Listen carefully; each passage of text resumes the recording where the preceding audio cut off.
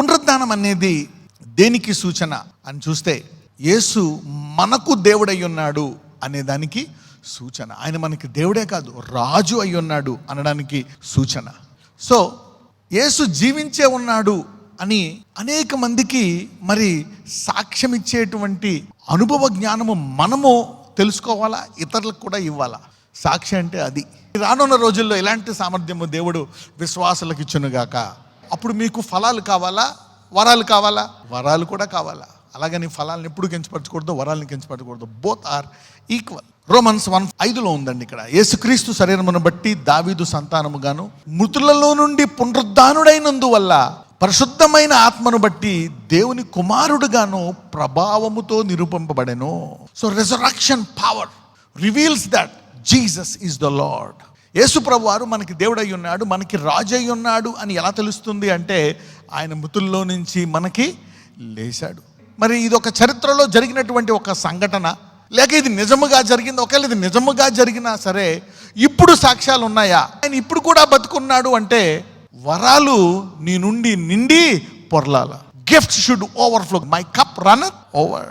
అందుకే అభిషేకం. కానీ ఒకటి గుర్తుపెట్టుకోండి, నీ గిన్నె నిండి ఎంత నిండి పొర్లినా a prophet can never be honoured in his own home among his own people. కానీ మీ ఇంటి బౌండరీస్ గిరి దాటితే అనేకులు గొప్ప సాక్షిగా ఉంటావు నువ్వు. యేసు ప్రభు వారు తన సొంత ఊరు వెళ్ళినప్పుడు అనేక అద్భుతాలు ఆయన చేయగలిగారా? చేయలేరు. సో ఆ ఏరియాలో మీరు డిసప్పాయింట్ అవ్వద్దు. ఎందుకంటే బైబిల్లో ఒక మాట ఉంటుంది, ఆయన సహోదరులు కుటుంబము కూడా ఆయన యందు విశ్వాసము ఉంచలేదు. లైరా ఈయన వడ్రంగి వాడు కాదా అన్నారు అనమాట.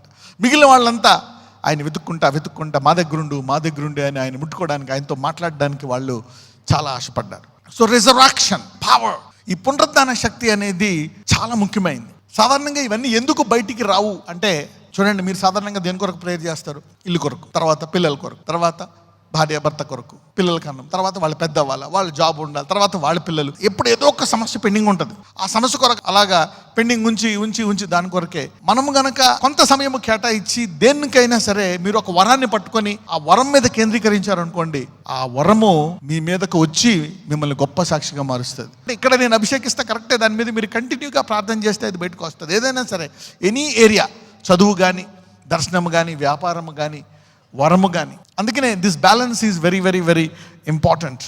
So the resurrection power is very important.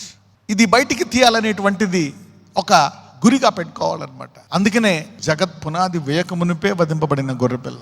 అయితే దేవుడి యొక్క మర్మం ఏంటో తెలుసా? ఆయన ఈ లోకానికి సంఘము ద్వారా బయలుపరచబడాలంట. సంఘం అంటే ఎవరు?